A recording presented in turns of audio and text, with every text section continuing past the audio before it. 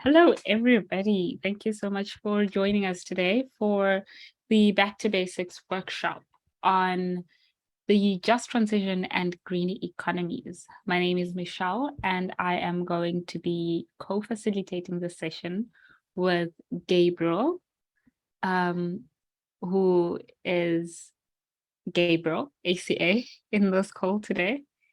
There is Gabriel. Hello, everybody. It's good to see so many familiar faces and so many new ones. I'm here to play any technical support that you may have and also to support Michelle in any way that she needs. For any messages or things, shoot me in the in the chat and I'll make sure to see if and how I can help you. Back to you, Michelle. Awesome. Thanks a lot, Gabriel.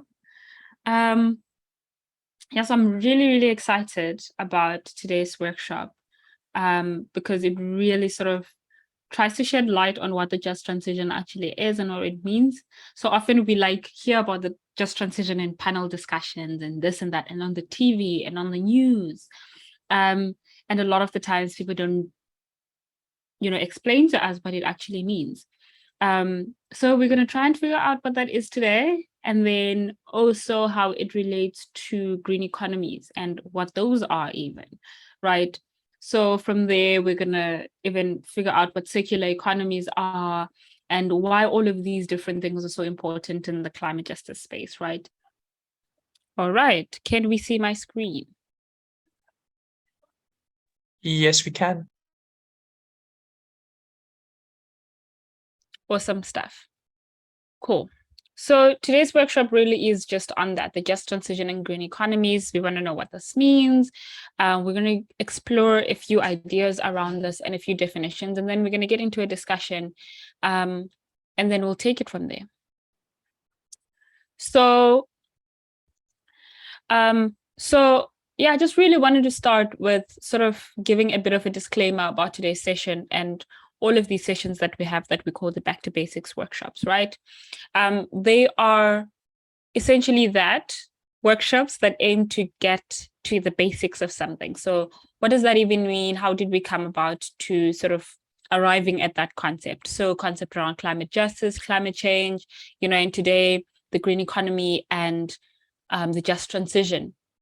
So because our workshops are of that nature, they tend to be crash courses, which means that all of these concepts or definitions that we're going to give can actually be independent workshops on their own.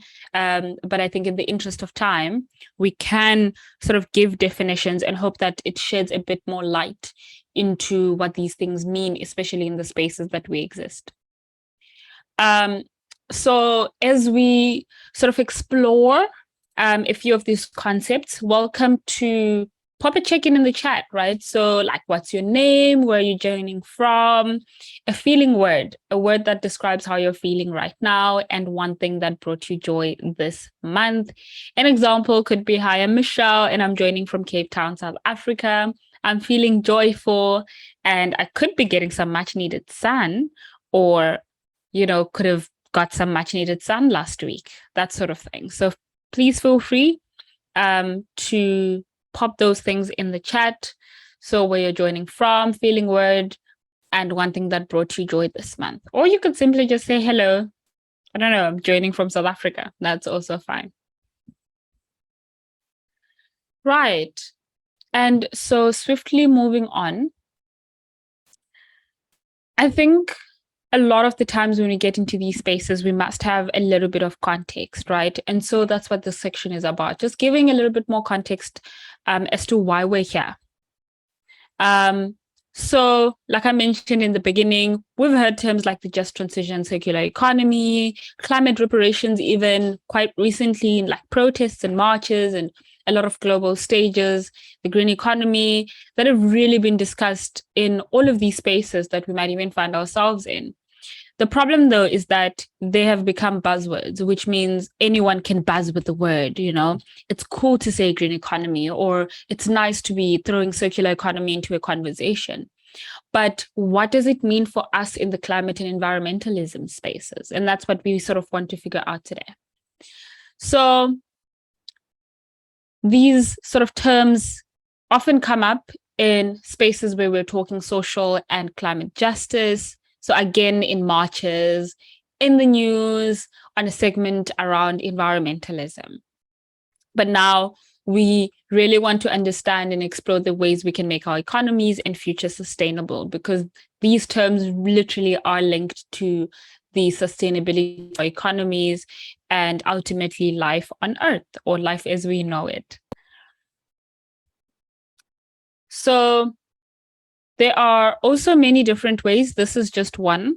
There are many different ways that we can start creating space for us to start having these conversations around sustainability and the sustainability of our futures, or particularly what a change in our system could potentially mean, right?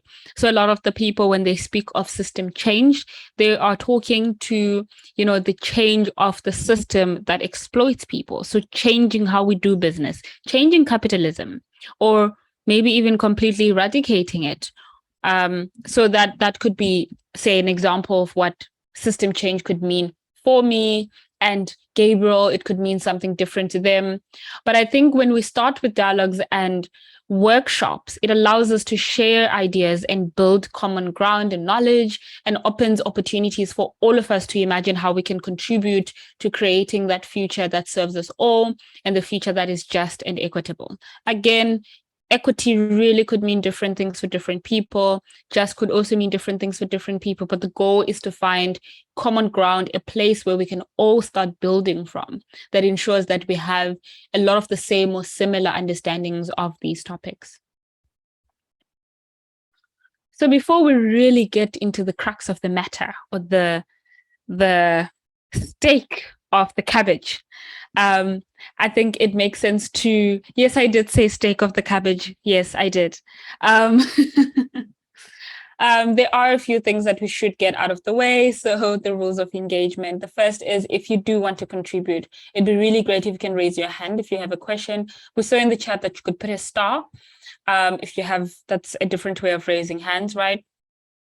You are please being asked to practice the rule of two. Unfortunately, I can't practice it today because I'm predominantly holding this space. But if there were 3-4 facilitators here, I'd have to wait for about 2 people to speak, and then I'd have something again to contribute. Maybe we can share them, Michelle. Panache, do you mind unmuting quickly? Hi. Cool. So Panache has just spoken, and now I'm speaking. Now Panache can't speak again, so Michelle speaks. And that is the rule of 2. 2 people have spoken before I got to speak again. Thanks a lot for that, Gabriel. Awesome. And then, if at all possible, we really do encourage that you engage with your home language. We'll find translators amongst us, or we'll go to Google Translate just to get a rough idea of what you're trying to communicate to us. Unfortunately, these spaces do tend to be predominantly English. One, because it's one of my home languages, but 2, because it's an easier mode to communicate sometimes. But we really, really do encourage that you use your home language. And you are more than welcome to use the chat. Thanks, Panache, for unmuting. If you're not like Panache and you don't really feel like unmuting, you can use the chat for that. Right, and I think we can now jump into the steak of the cabbage. Before that, I have a bit of logistics because I'm a bit of a bully. So in the chat, I've put the link for the data reimbursement. Please feel free to fill that in. Many of you may have filled in already. If you've already filled it in, it's okay. But in the chat should be the link for the data reimbursement. You can put down there. We have a register of today's session, and so we'll compare the register to your name that you put on the data reimbursement. So please don't say that your name is Achiford and then on the registration year, and then when you sign on the data reimbursement, your name is Denver, because we don't know that Achiford and Denver were the same names. And so please make sure that you make sure that if you say your name is Achiford in the meeting today, on the reimbursement form, you say your name is Achiford as well. Sorry for that, Achiford. I know you as well. So I was using familiar people today. And if there are any issues, because the way our data normally works is within a 7-day period. So about this time next week, you should be able to receive your data. If there are any issues, please do email us at team@africanclimatealliance.org. So I'll pop that email in the chat as on its own again, just as its email. Please do email us, and we will happily assist you. It's a lot easier when you email us, because then we don't have to try to pull things from social media, because it's a lot easier in that way. For more information, you can also find us on africanclimatealliance.org. Thank you, Michelle. Thank you, Gabriel. Really sounded like a TV commercial there. For more information, you can follow the link. But thank you for that. Thank you for getting a lot of that admin out of the way. And the exciting part for me, really coming to the meat or the steak of the cabbage. You see, I did not want to say meat, but the steak of this cabbage, right? But I think before we really get into the workshop is a few reflections. So a few thoughts to just really get our brains going, get those gears grinding. Do you believe that the just transition is well underway? Is that a thing? I mean, my first question would be, but what is a just transition, right? The second would be, is the circular economy achievable within my lifetime? Again, what is a circular economy and why must it happen while I'm still alive, right? So all of these are like additional questions that would fall under my reflections. The next would be, is the green economy a myth of the books? Is this some story that's just like Cinderella that we read about? What actually is it? And so today we aim to maybe give each other enough tools to be able to answer these. And I'm really interested to know if the green economy is a myth of the books. And maybe for some of you, one of these speaks more to you than to everyone else, and that's completely fine. So I'm just going to give us a moment to maybe just reflect on that a little bit. Do you believe that the just transition is well underway? Is the circular economy achievable within my lifetime? And is the green economy a myth of the books? I see, Gabriel, your hand. Michelle, I don't know what any of these things are, like you said. Do I still answer them, or do I just say, hey, I might not know, but begin to think about it, or what it might mean, the different terms that you're using now? I think you begin to think about it, right? Which I think builds a bit of a foundation for the next part of what we're trying to do. So even now, with these questions being now put in front of us, it means that when we go through what these things mean, we can come back to the questions and be like, oh, now that I know what a green economy is, I can deduce or I can conclude whether or not it's a myth of the books. I know I used deduce there, and I could see Gabriel go, whoa. But yeah, so I think now that we've reflected, we can jump into it and figure out what these things even mean, right? So the first is climate justice. We exist in the environmental space. A lot of us are acting and advocating against climate change, which essentially means that we're working toward making sure that we can achieve climate justice. So what does it even mean? So climate justice is normally used to refer to the social, moral, and political implications that climate change has, or challenges rather, that climate change has. And we're not just talking about the physical, but we're also the physical and the environmental aspects.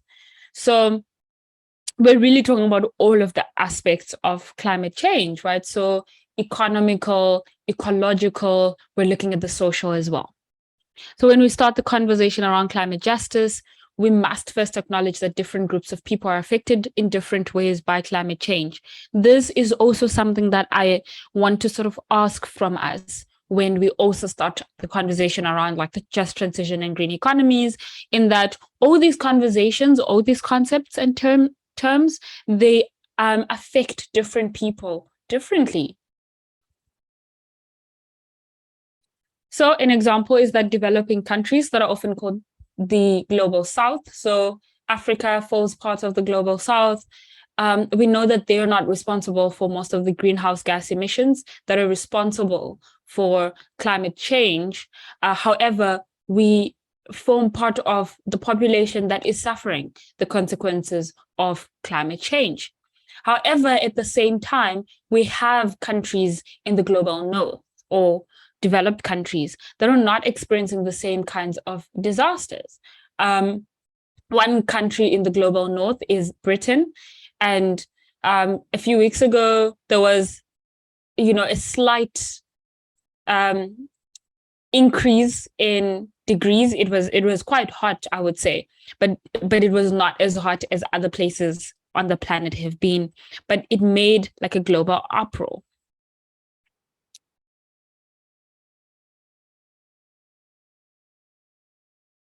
I'm just making sure that we're still together. All right. You unmute. Yes, all good, Michelle. Go Awesome. for it. Thanks. So these are things that we have to put into context when we start having these conversations around justice, climate justice, around transitioning justly to what, right? Like, what does a just transition even mean?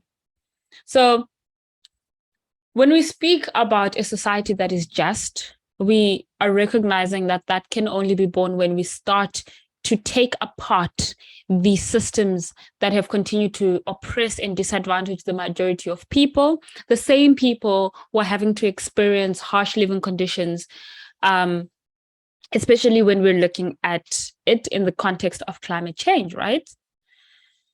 So then we really get into the meat of the cabbage. Now here we start to taste the cabbage. Like, what does it mean when we start talking about going green? And this really sort of connects to that concept of a green economy. And you're going to see a little bit later why even.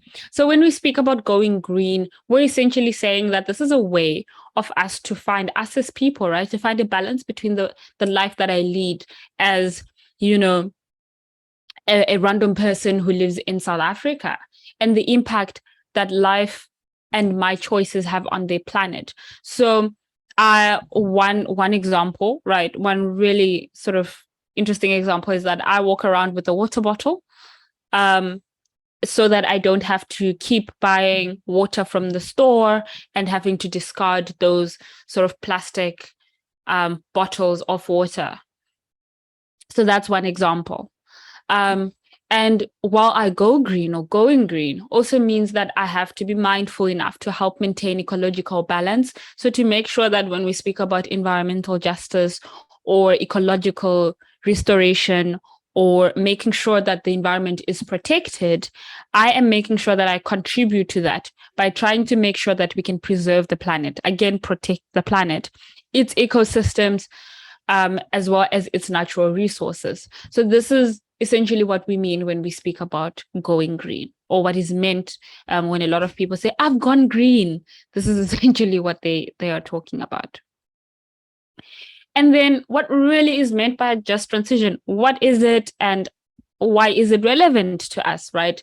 So just transition is something that can be looked at as a framework that is developed, or that was developed, or that has been developed, or that is being developed. Because again, definitions really sort of vary and are constantly evolving to sort of fit who needs this framework to work for them. Like a just transition in Africa could mean something different if the just transition starts to speak in Asia and maybe even in the America, right?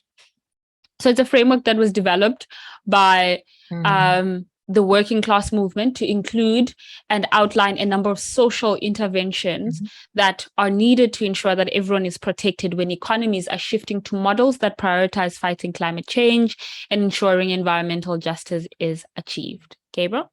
Yeah. And while you might have heard of the just energy transition sometimes, it's also very important to remember that just transition doesn't only mean energy. It also means of agriculture, it means of land, it means of knowledge, it means of water. So a just transition can be many different things. And so when people say a just transition, don't always just assume they mean energy.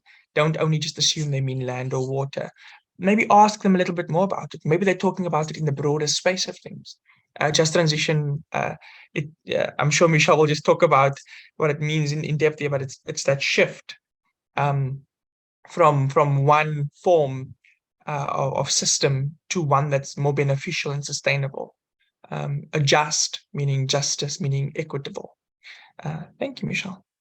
Thank you so much for that, Gabriel. And this is why you have co-facilitators. Thank you so much for that. I think it also helps to put into context what we're talking about. So when we speak of that same just transition, we're talking about moving toward, and that's what transitioning is, right? Moving toward what is called green economies. Again, a term that we haven't quite come to understanding what it is yet, but really moving toward what are called green economies in ways that are fair and inclusive for everyone involved, while making sure that decent work opportunities are created and that no one is left behind. Because a lot of the times when people speak about a just transition, they're speaking about the creation of jobs, but very seldom, I have not heard it enough, people talking about making sure that decent work opportunities are made available and that no one is left behind in the fight toward winning against climate change, right? And so that is your just transition, a little bit of it. So really find out that we understand what it is, or we know what it is. What does it stand for? The just transition wants to, or this framework wants to create sort of structures that allow for us to maximize the social and economic opportunities of climate action. This simply means create structures and spaces for climate action to be something that is more of a norm. So if it is creating, food gardens to try and make sure that people don't go hungry in certain communities, a just transition would allow for space and opportunity for that. The second is that a just transition minimizes and manages any challenges, including through effective social dialogue among everyone. So this is sort of what we're trying to do here, right? So we could even say maybe, right, we're moving toward a just transition. We're not currently in the just transition. So what exactly is it minimizing or managing, and what challenges? It's these challenges are related to making sure that climate action is taken in ensuring that we're all moving toward climate justice and social justice. Third is that it is very, very important for all countries at all levels of development to be transitioning justly, maybe even to these green economies or circular economies or all these other different economies that we've mentioned at the beginning. A just transition is also very important for all economic sectors. So it's not just for, companies that are working in the environmental space. A just transition is not just for coal affected communities or coal power plants or things like that. It is for all economic sectors. We're talking social sectors, NGOs. They need to be operating in such a way that a just transition is possible, or that they sort of continue in line with what the framework allows for. So with this bit of an understanding, I think we can move on to the next term, right? Like what is it starting to do, right? It's sort of starting, for me, it's starting to paint a picture. It's starting to paint a picture around what these things could mean and what it could potentially even mean for me. There's a pop quiz that's just been popped into the chat if you've been able to see it. Please do look at the question is, would a just transition work for Europe? Would a just transition for Europe be one that could work exactly for Africa? We've got 3 options for answers. A says yes, 100%. B says no, our contexts are very different. And C says, I don't know. And Emily has started by saying B. And so has Mohini saying, no, our contexts are different. And I'm sort of seeing a trend there. Like a lot of people are saying, no, our contexts are very different. And I really, really like this because I think it gives like foundation for the next bit of work that we have here today. And then we finally get to what a green economy is. It's been used in all these definitions, and I'm like, but what does it mean, right? So a green economy is essentially an economy that produces the least amount of carbon, right? So when you start thinking about climate change and greenhouse gas emissions, you would really have heard that carbon is one of the major contributors to our Earth sort of heating up, thereby causing climate change. So in a green economy, we see that that economy produces the least amount of carbon and makes sure that the resources made available are just enough. What does this even mean? It means that people are not going to start extracting more than is enough for them. So exploitation will be something that sort of does not exist, hopefully, right? And things like capitalism, which have literally been driven by the sole goal of gathering more than is enough for one person, become a thing of the past. So a green economy tries to ensure that the resources made available are just enough or efficient, as is fair and inclusive for all people. Another aspect of the green economy is that when it comes to investments that will be made or that are being made, we see that those investments will ensure or allow that the least amount of carbon is emitted, and will work toward reducing pollution. And at the same time, at the very heart of this green economy or of this new way of being would be sustainable growth in employment and income, making sure that there's an enhanced energy and resource efficiency. So we heard a little bit earlier when Gabriel mentioned that when we speak about the just transition, we're not just talking about the just energy transition, because the just energy transition is also a part of the just transition. It's sort of like a branch of it. And in a green economy, it sort of comes up as us trying to make sure that energy as well as resources are efficient or just enough for us, or that we can get just enough of the things that we need and not so much the things that we want, and, you know, be driven by all these different and processes and systems that have proved to be harmful for planet and for people. And lastly, making sure that, we stop or we prevent the loss of biodiversity and ecosystem services. So that is a little bit about what a green economy is. In short, it really just tries to make sure that, remember we spoke about going green earlier? We wanted to go green. That's essentially what a green economy is. It's an economy that has gone green, which I think is really, really exciting. But also a play on it, Michelle, is Yeah. talking about cabbages. If you buy too many cabbages and you put them in your fridge, you don't eat them all. Things go wasted. And so it's making sure that as we go green, we're not talking about cabbages, people, but as you go green, that you don't take more than you need and more than you can live on and grow with. It's about valuing each other, valuing Earth systems and biodiversity and more. It's making sure that we don't look at greed when we grow. And when we look at growth, we don't look at growth being something that means we must get more and bigger and grow and big and explode, but rather looking at practices that are sustainable, practices that are regenerative, practices that do good for us and for our planet. Thanks for that, Gabriel. And while you were speaking, this new concept just came into my mind, and I've heard it somewhere. And maybe this is a bit of a challenge for us in the room to sort of explore what is meant by the term degrowth, right? Which I think is quite exciting, but exactly spot on. The really exciting thing about what you've just brought up is there's a definition I saw somewhere in this presentation that encompasses that. So I'm not going to add too much onto that, but yes, too many cabbages go to waste. And out of the 10 I would have bought, I probably would only consume one within a week and the rest of them go to waste.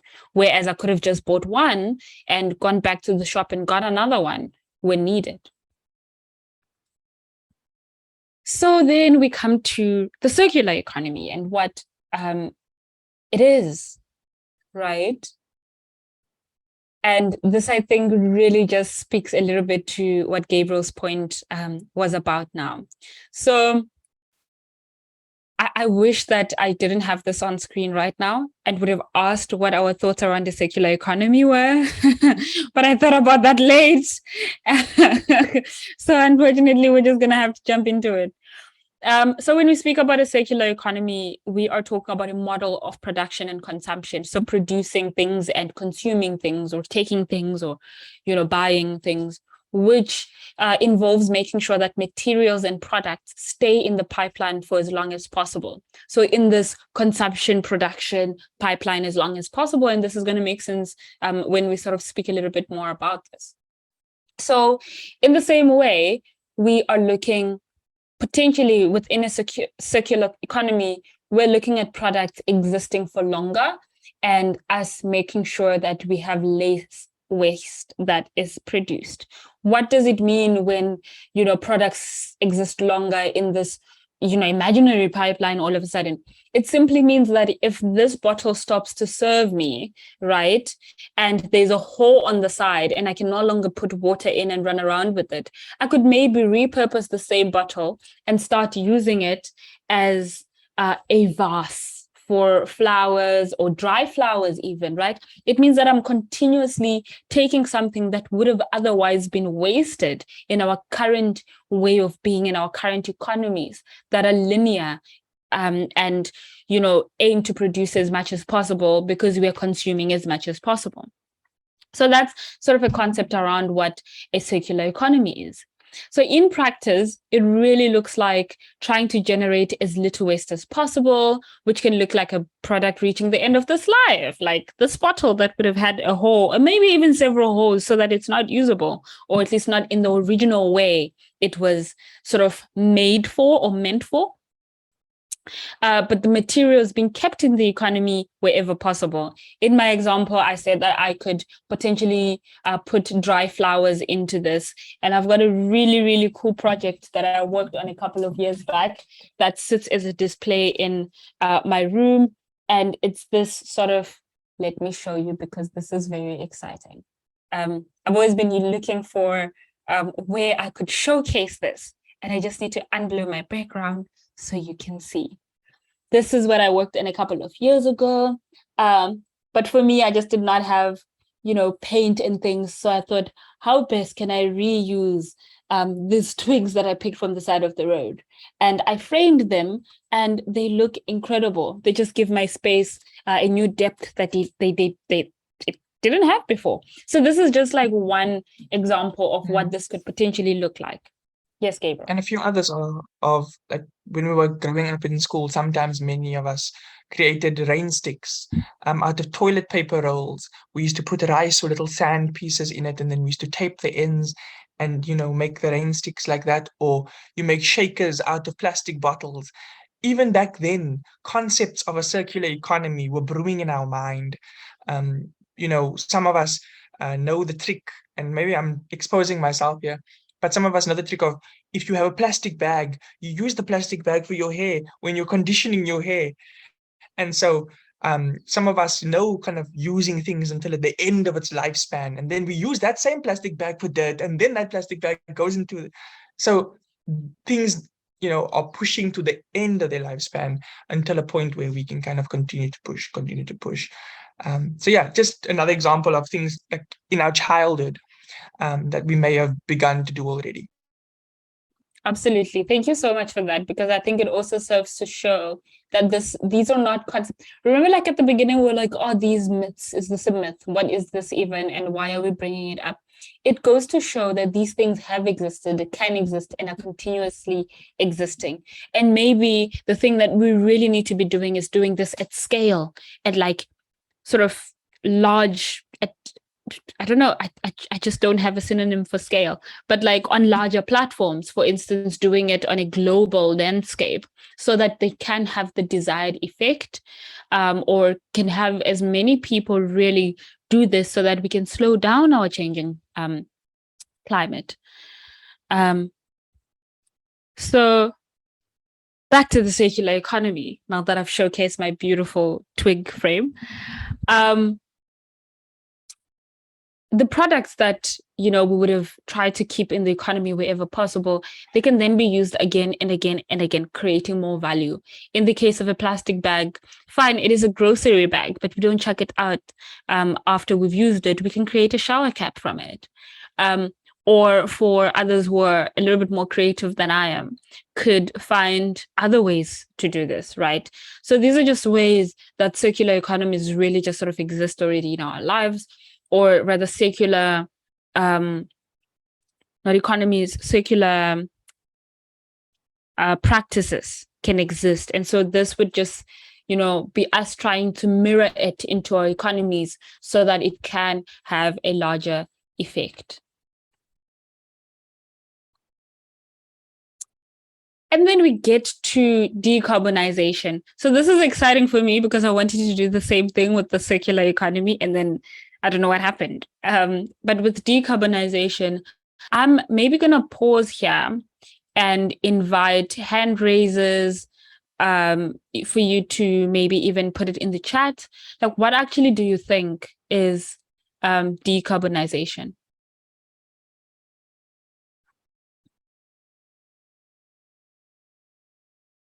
I'll give us a moment to maybe think about it.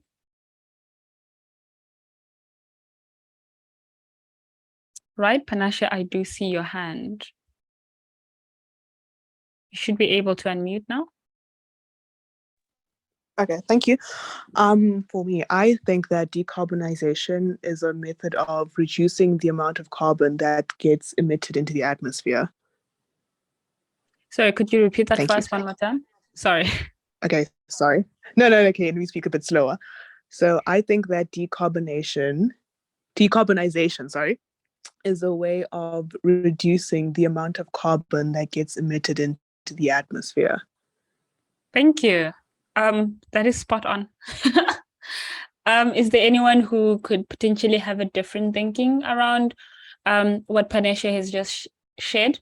So they said that decarbonization is essentially an attempt or an act of reducing the amount of carbon in the atmosphere. Thank you for that. Is there anyone who thinks differently? Samson agrees with Panashe, which is awesome.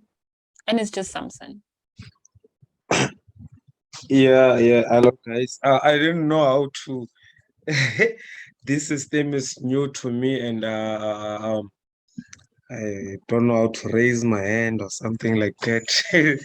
So yeah, my apology for just popping in like that.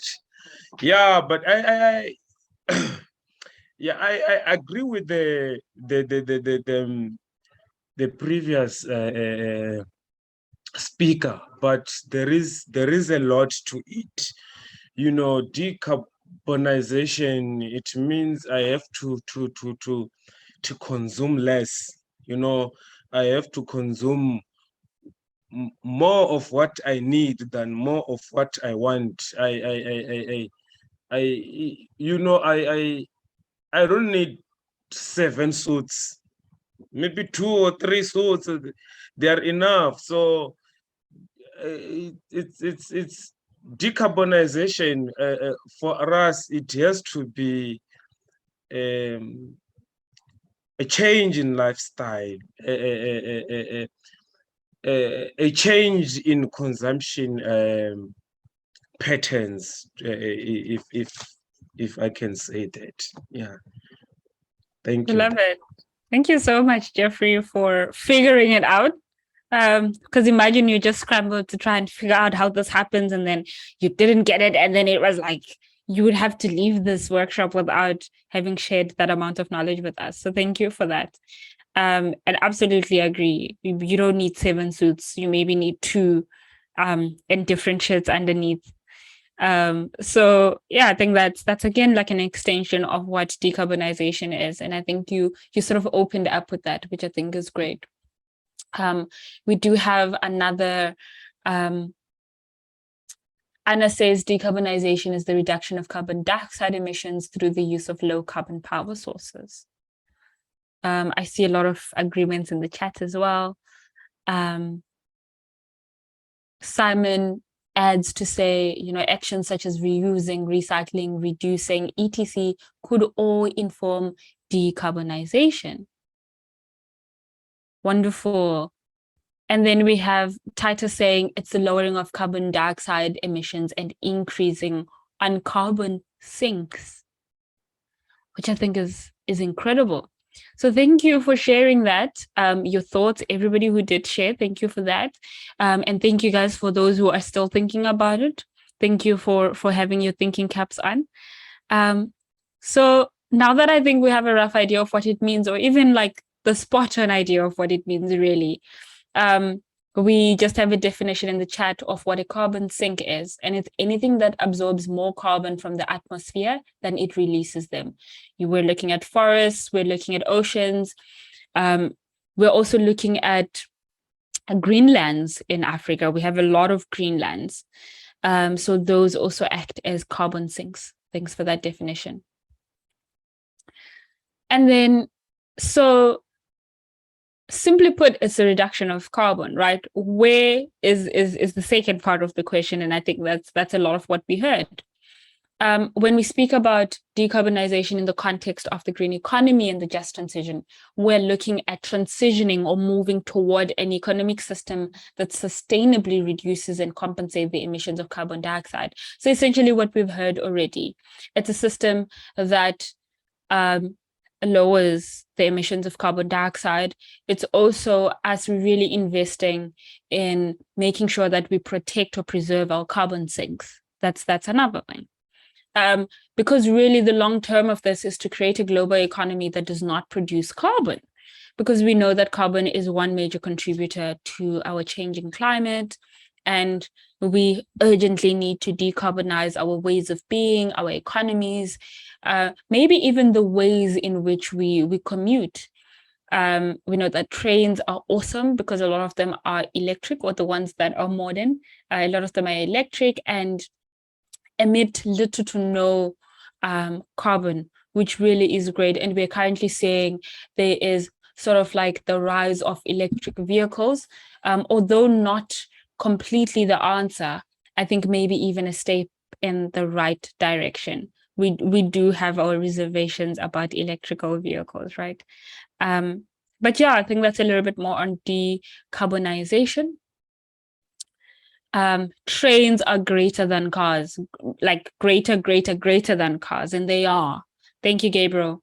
And Gabriel often uses trains to commute and is doing much better than I am. If only I had a train in my area. Thank you for that, Gabriel. And then I think to pause for questions here, if there are any, before we move on to the next sort of section and what climate reparations are. I think that it could be an opportunity for questions, maybe even reflections.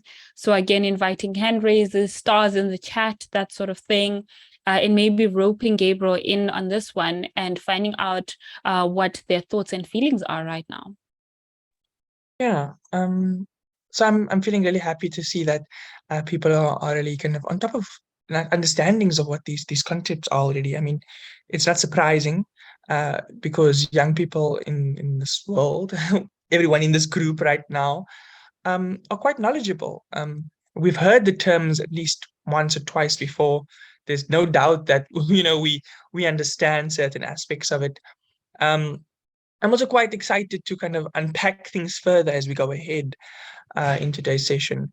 And also can't wait to hear what's going to be said tomorrow at the ACA dialogue, now that I'm kind of getting this foundation of knowledge. Obviously, I understand a bit more because I've kind of been a part of ACA in different spaces, but being a part of a workshop like this, even for myself, kind of breaks you down from what you think you thought you knew and helps you understand, hey, this is what you thought you think you knew, with a sprinkle of something else to help you understand it even more. And I think that's sometimes what's really needed in the spaces that we exist in. And so it's really cool to kind of look at concepts like just transition in a different lens, look at concepts like a green economy, in a different lens, see different people's thoughts and ideas on it, hearing what Jeffrey had to say, what Anna had to say.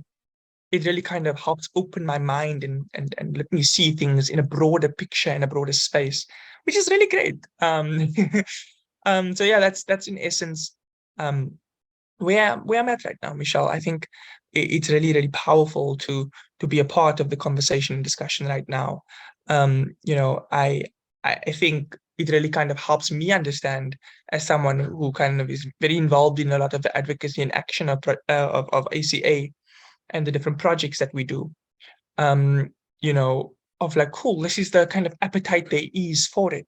How can I, you know, engage everyone in the spaces a little bit more?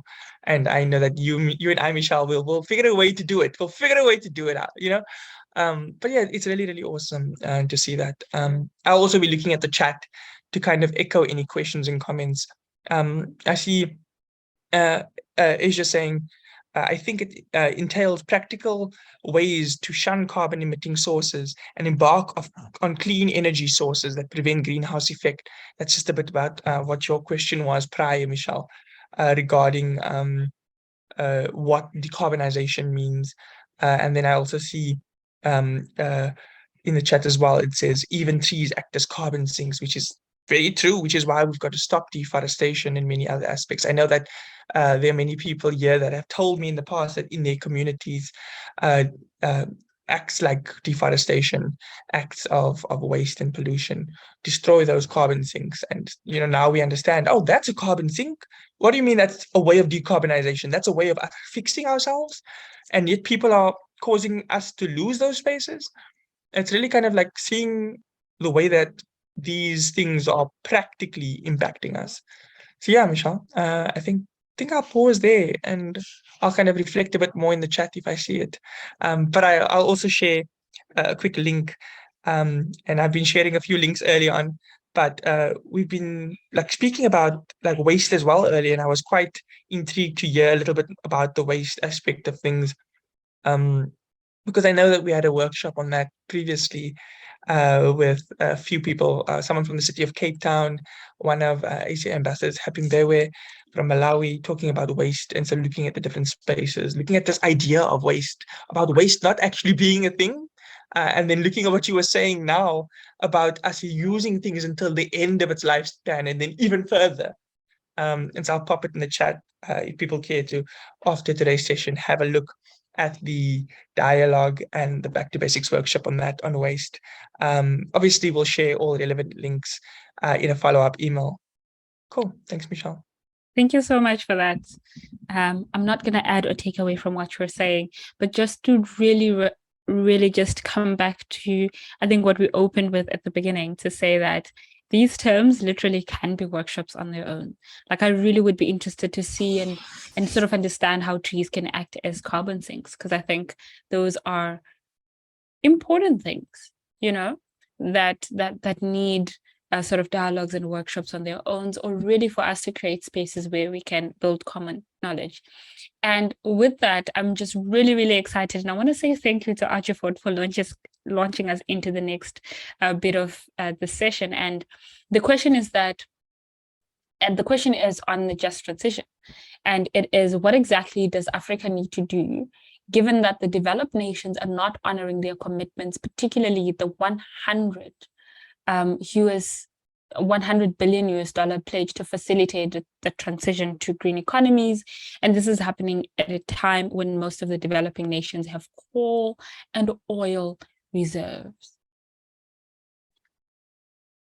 I would love to jump on this, Michelle.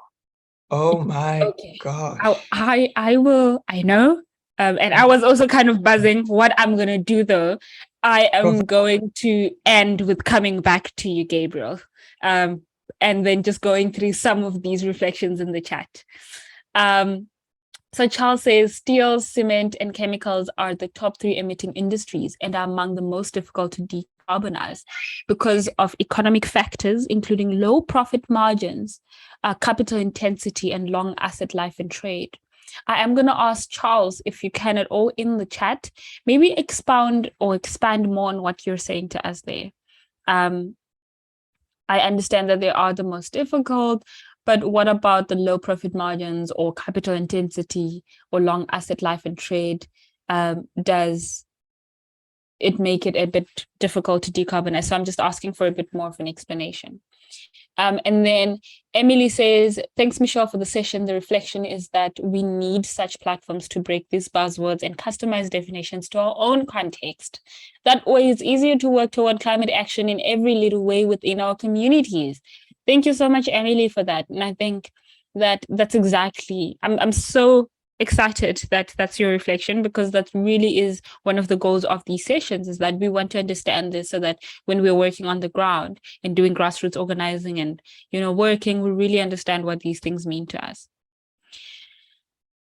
And then coming back to Gabriel, who was very excited to jump on the question around the just transition and what Africa needs to do, seeing that the countries in the global north are not honoring their 100 billion US dollar commitment to making sure that we can, as Africa or as the global south, transition to green economies, especially because we currently have coal and oil reserves and probably the backbone of a lot of our economies. So, yours. Yeah, so in South Africa, so South Africa is the biggest emitter in Africa and the 12th biggest emitter of greenhouse gas emissions in the world.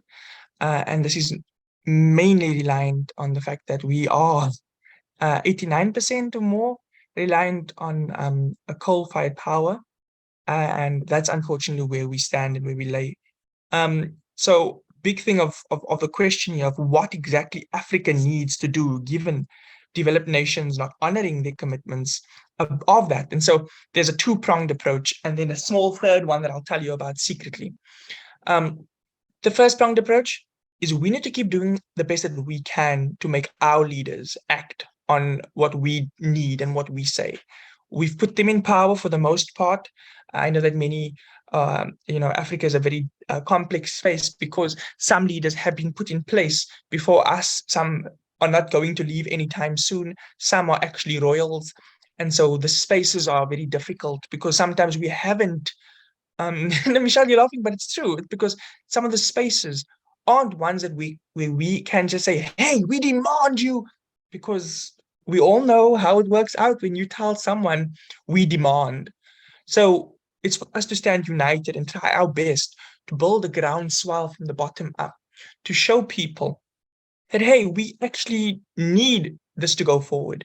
We need to act now. And so for us as Africa, us as the different countries in Africa, the different communities in our different countries, to keep pushing our local leaders, our provincial leaders, our national leaders, to take action, and also for us to play our part as best we can as people in Africa. And then another aspect, which is number 2, is for our leaders to take action. And so obviously I mentioned now we have to push our leaders to take action, but our leaders also need to take action to demand that money. That's a massive, massive thing. And so one thing that we are doing is at African Climate Alliance is we've got something called Africa's Youth Voice online conference series. We have our last session on November 3rd. There's a few sessions online that I'm happy to share the links to in a moment. But I'll put it in the chat here. It's a place, and many of the people here are part of that conference series. It's a place where Africa's young people are coming together to put forward a message. One of the things we've done right now and so far is developed a letter to the African Union telling them what we want our future to be. It speaks to degrowth, speaks to different aspects. And that's all from the young people that attend those sessions, not from Michelle or I, not from myself and anyone else on the team. That's from you. And so it's really showing that the leaders need to do things. And then number 3, it's for, in all honesty, it's for us to keep trying our best. We have to somehow show the rest of the world, the rest of the global movement, that they need to put pressure on their leaders. It can't just be reliant on us as people living in communities most affected, us as people living in the countries that will be most affected and are being hit the worst. It can't be our responsibility solely to fix the issues that have been caused by countries that have come to us to reap and destroy our natural resources. And so a big part of it is one, us doing the best that we can to build a groundswell to convince our leaders to take action in our own countries. Number 2, it's for our leaders of our countries to go forward and demand from their peers and their different world leaders that they need to put forward that money. And number 3 is for us to try our best to convince the global movement that, hey, you need to put pressure on your leaders to put this forward. This money isn't a loan. It shouldn't be a loan. This money isn't something that should be something that's just loosely given because I think, oh, maybe I owe it to you. No, you do owe it to us. It's about time that you act on it. The problem right now, the reason that we haven't been receiving the money is because many countries from the West, many countries from developed countries, or I sometimes use the word like previously colonial countries, it's just, countries that love a good colonization. It's something that's Michelle, you're laughing, but it's countries that come forward and extract without care. Is that they think that somehow, some reason, that this is a favor that they're doing rather than their responsibility. So that's what we in Africa can do, is those 3 things: is try our best, is put pressure, and hope that our leaders put pressure as well. Thank you, Michelle. Thank you for that. That was wonderful and it was extensive. And I think that's just great. I think you've literally summed it all up and have said it so much so that I don't have anything to add to that. But I really, really think that we all have the power within us, in our communities, to organize and really hold our leaders, even at community level, accountable, so that they're able to echo these sentiments, so that it becomes like a culture of holding leaders accountable. We do have the big question by Asia, which is, in an effort to change, are we well equipped with the knowledge and techniques that guarantee success while serving the planet? Is the balance in the ecosystem going to improve for better and add more value to the sustainability goals? That is the big question. So big that I am going to have to pause, and then we're going to have to come back. Hello. Yes. Kind of have half an answer. So Africa is exceptionally well equipped when it comes to looking at techniques and knowledge that guarantee success for preserving the planet. A lot of our indigenous knowledge, resilience, adaptation, sustainability are things that need to be looked into. We can't just look at renewable energy, the technical side, as the only solution. Whenever we hear about renewables and alternatives, we need to acknowledge that those alternatives can and need to be concepts, they need to be practices, they need to be forms of sustainability. For example, a big way, instead of mass production of agriculture, we should look back to food gardens, food forests. We need to start looking at ways of resilience and adaptation through those spaces.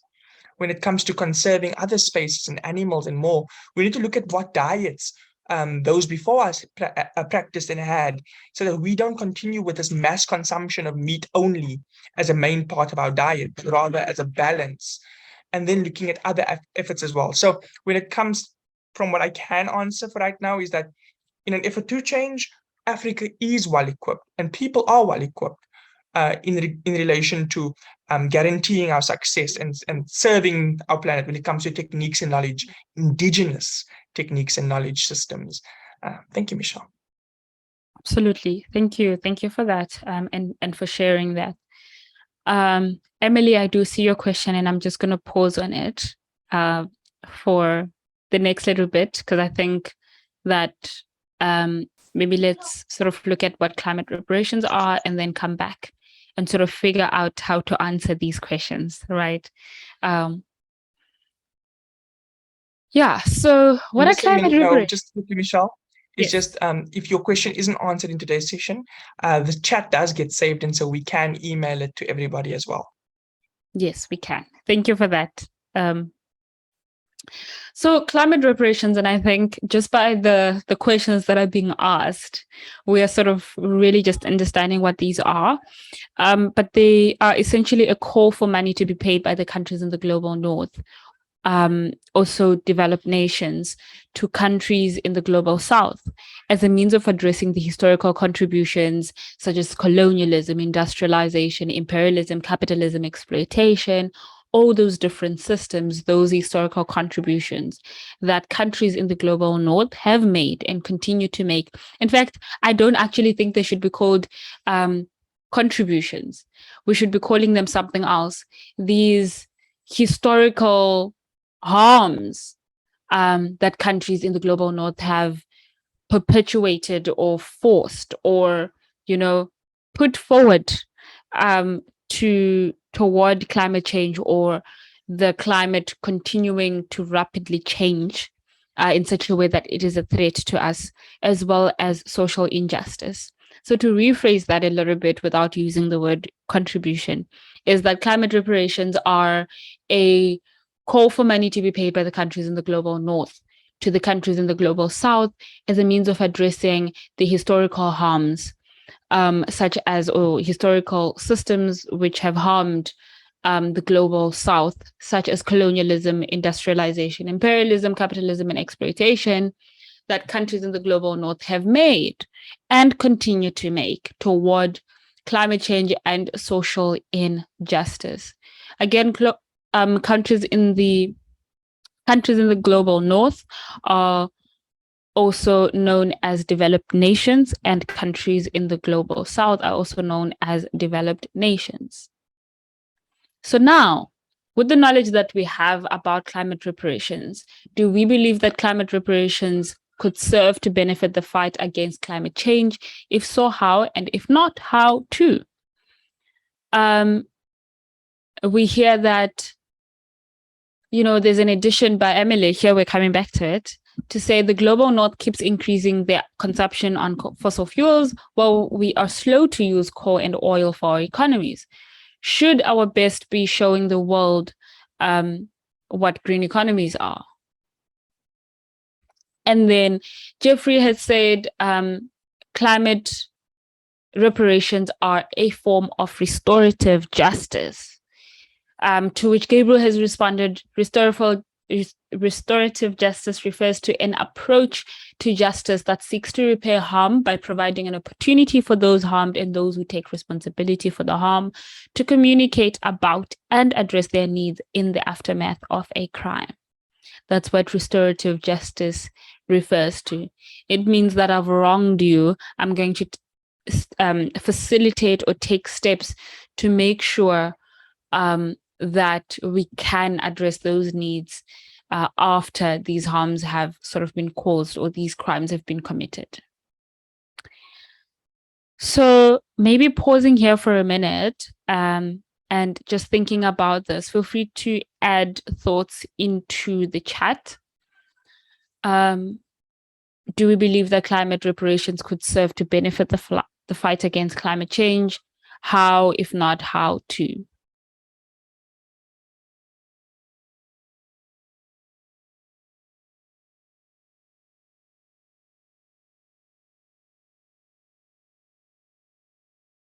Do we have any hands? Do we have any thoughts?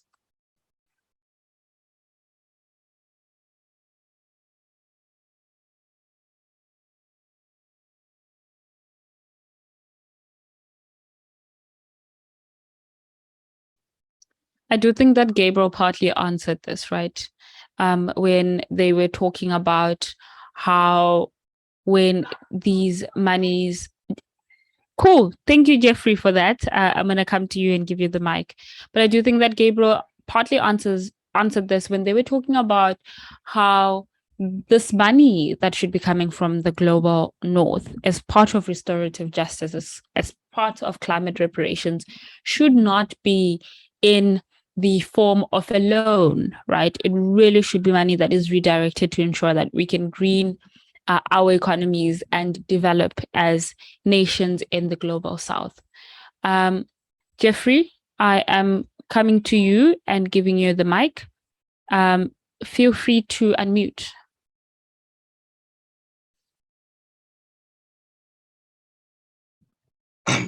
Thanks. I think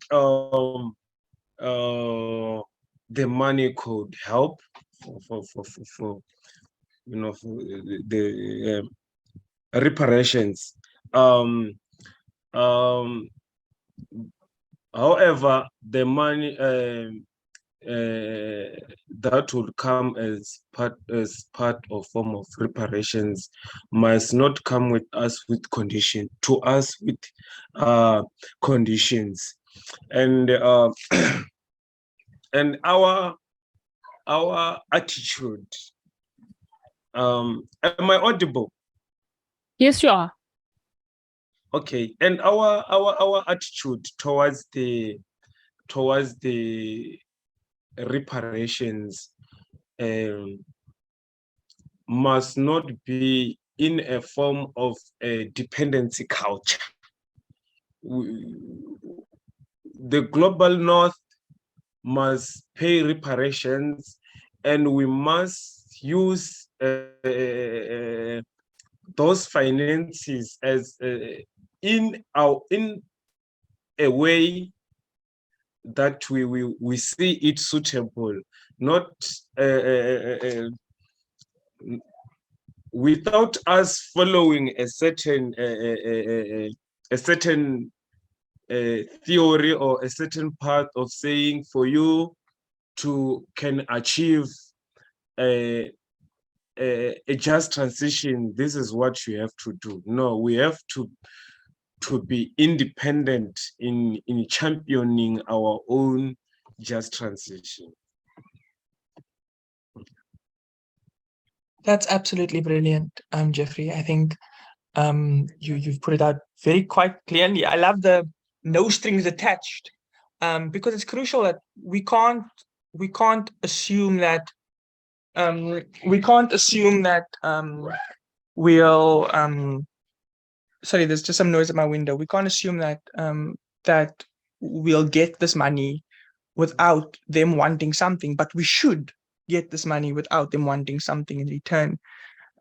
We need to be able to build and grow with what we are able to build and grow with, and not what they think we should be doing. So yeah, I think obviously we need checks and balances in place, because we don't want to have the money disappear. In South Africa, we've got a very very fun way of money disappearing, but I think transparency and accountability coming alongside it, but that being an internal thing, and obviously with external spaces, but without it needing to be a thing where we are forced now to repay. Absolutely. With interest, might I add, because they always add interest. They always do. They always do. Thank you for that, both Jeffrey and Gabriel, for those thoughts. Mohini says climate reparations are a way to bring justice to and liberate those wronged individuals, but keeping in mind that it should be on the wronged individuals' terms, not allowing neocolonialism to come through with the idea that global north ways of mitigating, lessening the risk, the climate crisis are seen as superior, but rather inclusive of indigenous knowledge and practices. Thank you so much, Mohini, for this. And I think it really just sums up what we've just heard from Gabriel as well as Jeffrey. That's essentially what climate reparations are, right? It's a way of bringing justice to indigenous people. And I really love this. We also did a Back2Basics workshops on indigenous knowledge and what that meant, right? Because a lot of the times there's this misconception that the North and their ways are the ways, even though the context might be different, which is why there is a need to really center the experiences and knowledge of individuals who have been wronged and who are indigenous, and they have these practices that they have been sort of going to. But yes, and then Andrea says, yes, the monetary funds help, but the mere fact that it's conditioned to terms and conditions that wouldn't serve any justice. It gives no option for the affected nations to invest in projects that most likely are affecting their livelihoods. Damiano agrees to that, which I think is exactly that, right? Climate reparations could serve to benefit the climate, the fight against climate change. However, they should come without conditions, or the only condition should be that developing nations or those who are getting these reparations can decide what and how they want to use these funds on. Well, also just jumping on to what Jeffrey was mentioning earlier, and making sure that these funds also work as, might I add, as sort of catalysts, as support for what already goes on, so that we don't entirely depend on these funds, right? We know that, you know, things around the global north have been dishonest, exploitative, and all kinds of things. So what happens if you're going to depend predominantly or primarily on these climate reparations? So definitely that. To which Tatus has said, yes, this is because most developed countries have limited green spaces and over-industrialized, while most slow developed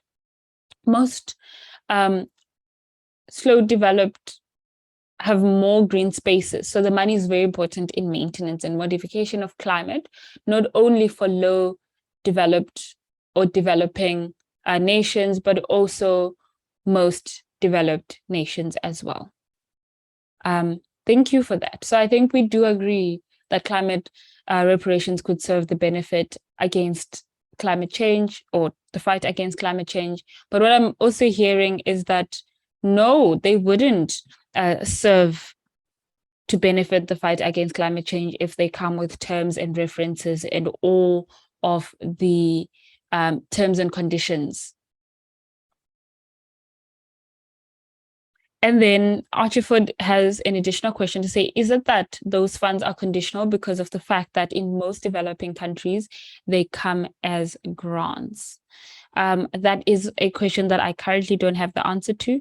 However, if anyone in the room has an answer to that, it would be most appreciated. Yes. So yes. Gabriel, they do I come do as see. grants. Yeah, I just wanted to answer that they do come as grants. Bye. Up, thank you. I also wanted to note Archiford's hand. Archiford, please go ahead and unmute yourself. Okay, thank you, Michelle. Are you hearing me? Yes, I am. Yeah, I think my statement in the chat wasn't complete. I don't know how I sent it.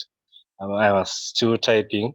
So my question was like, isn't it that they try to define the money to make it have another term that will encourage the aspect of accountability and the transparency, rather than it being just defined as grants? Because in most developing countries, they say they lack accountability of most of these funds. Maybe that is the reason why they are saying so. And I still remember last year in Glasgow, they said, what we do, we wanted to see an initiative first, then we fund that, rather than just having those funds as grants. I'm not sure if it is that the case that they wanted to have a definition that will encourage a form of accountability and transparency to maybe our leaders. Right. For them to say they are not grants. Yeah. Thank you. Thank you for that. And I think I can maybe partially answer that.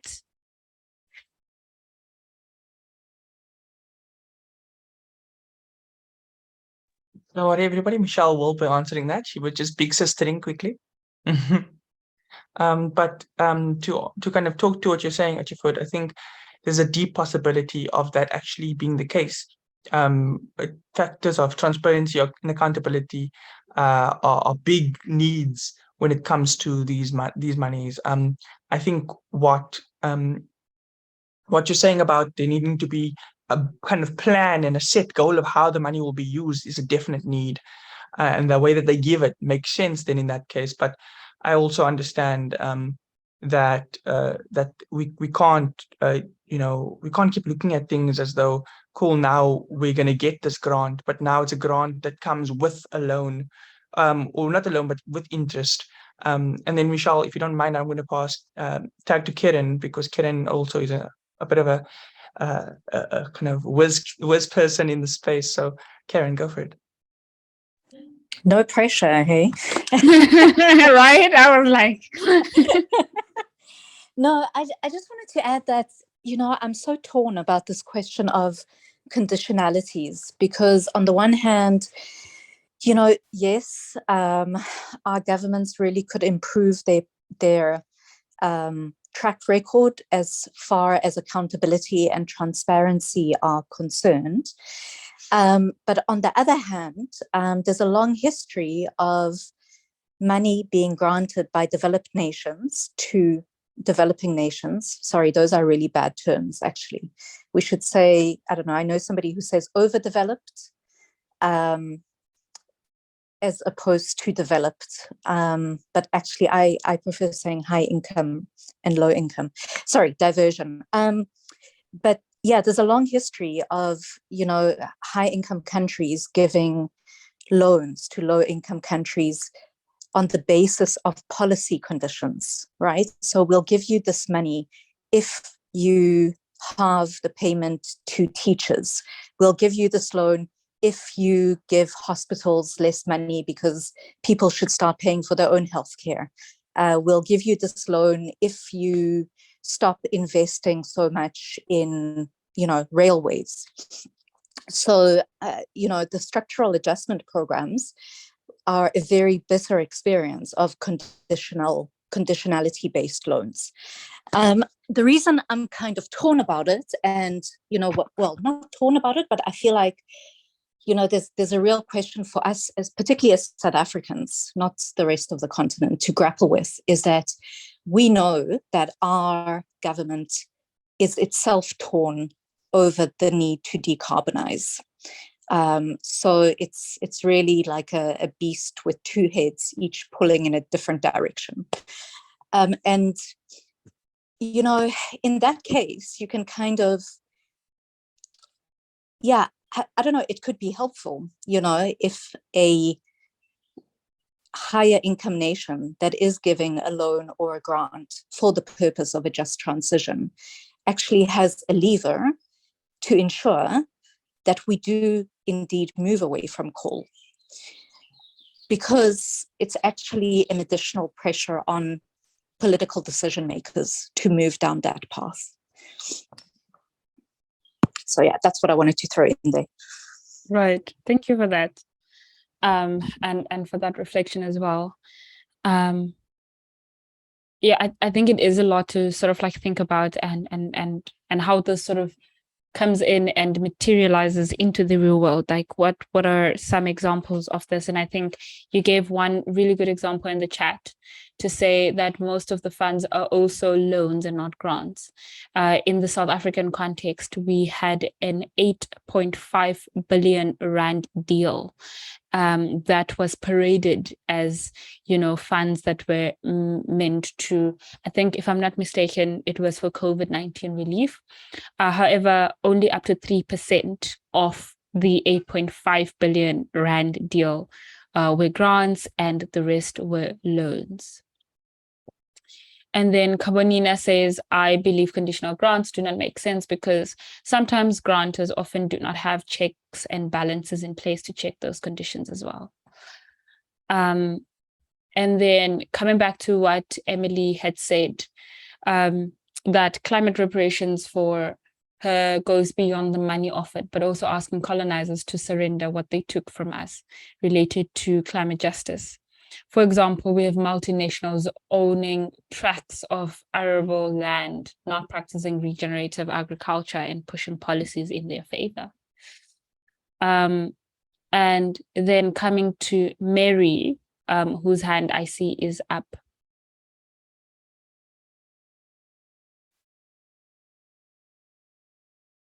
Mary, you can go ahead and unmute.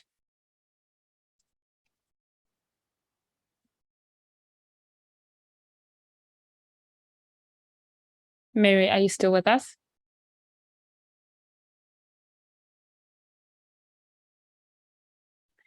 I think also in the interest of time, we literally have 1 minute left. I don't know how this could have happened, but it happens to me in each of these workshops. I think these are really, really important contributions that we're hearing, particularly around this conversation around climate reparations. And I think we can now maybe even begin to see how circular or green economies can sort of start to manifest, right, in the context of Africa and what that could potentially look like. We have sort of the Michelle, last. if I could just also mention, if anyone here has any other things to add, when social media does post the different things, or when you're on social media, you see the kind of debrief of the session, feel free to comment in the comment section more thoughts and ideas. I'll put all relevant links in the chat now. Thanks a lot for that.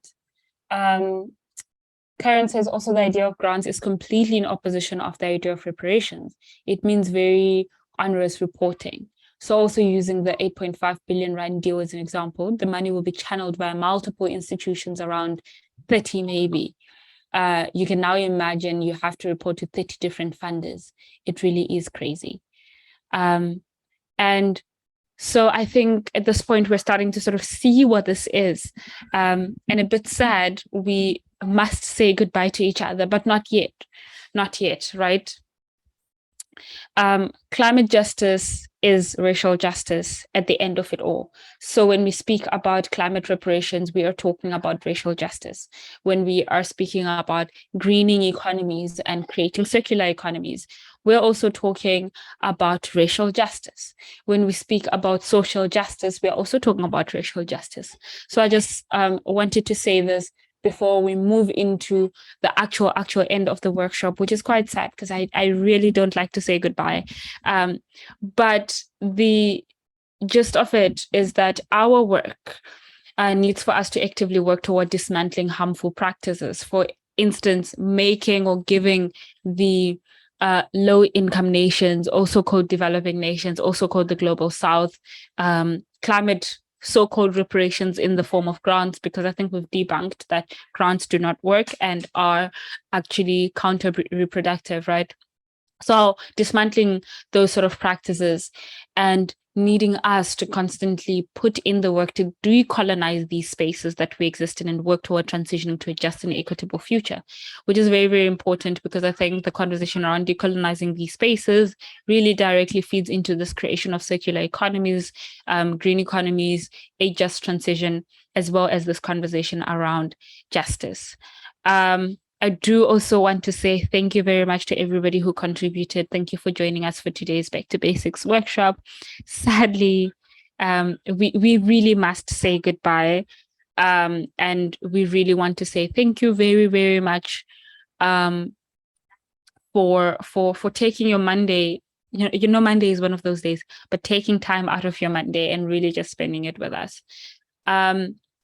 If you'd like, which is very, very optional, is to put a checkout in the chat, one thing that you took away from the session. You don't have to put a feeling word down, because I do know that these conversations also tend to be charged. And one thing you're looking forward to this week. But really, one thing that you took away from the session, for me, I took away that climate justice and the just transition are closely related. I am feeling hopeful, and I hope to be resting at the end of the week, and that is something that I'm looking forward to. So feel free to pop those in the chat. And again, thank you so much for contributing and being here with us. On Wednesday, the 12th of October, we are running a dialogue series. So whatever we've learned here today, we're going to have people who are on a panel and discussing what the 7 means, what it looks like. We do have links. If you look across all social media, we have links to registering for that workshop as well. So really, really looking forward to seeing you. These workshops are also uploaded onto our YouTube at a later stage. So if you would like to take a look at them again, that would be great. So our panel is going to be practitioners who specialize and understand the work it takes to create green and sustainable economies. Those same people understand how vital it is for a just transition in ensuring that justice is served and livelihoods are protected. Again, it's Wednesday, the 12th of October, same time, 5:30 to 7 on Zoom. Please do register. Thank you so much, everybody, for joining us. This is sadly the end of our workshop.